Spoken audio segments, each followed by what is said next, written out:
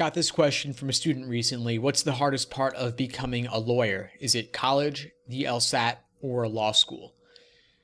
I'm pretty sure it's not college because if you want to, you can choose an easy major in the humanities and have a guaranteed 3.5 or better GPA by doing the minimal amount of work, maybe even a 3.8 or 3.9.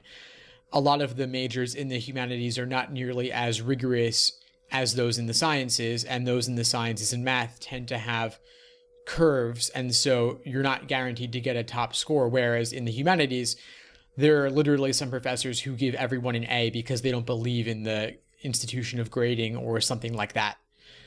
Having coached the LSAT for over 10 years now, I can say that the LSAT may be the hardest part of becoming a lawyer.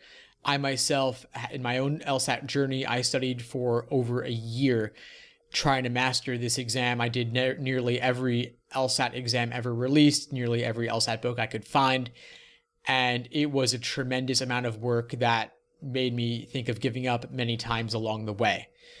And I know for many students, that's also the case, that they're putting in months, they're retaking it, nothing is clicking, and they're not achieving their desired score increases. So I can say the LSAT is pretty tough, and given that you've got to get a score of at least in the 160s to go to any law school worth going to, it's not an easy path. And then, of course, law school itself is pretty severe, especially with the Socratic method and everything, along with classes being graded on a curve and the content just being really brutal. The law school will require not only a new way of thinking, but a new way of writing. So it might be a toss-up as to whether the LSAT or law school is harder.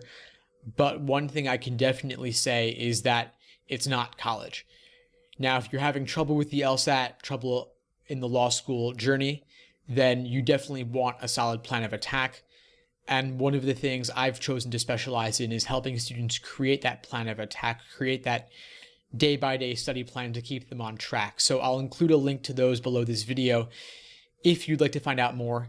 If you have any questions, of course, please feel free to reach out, and please subscribe to be notified about new videos as they're released.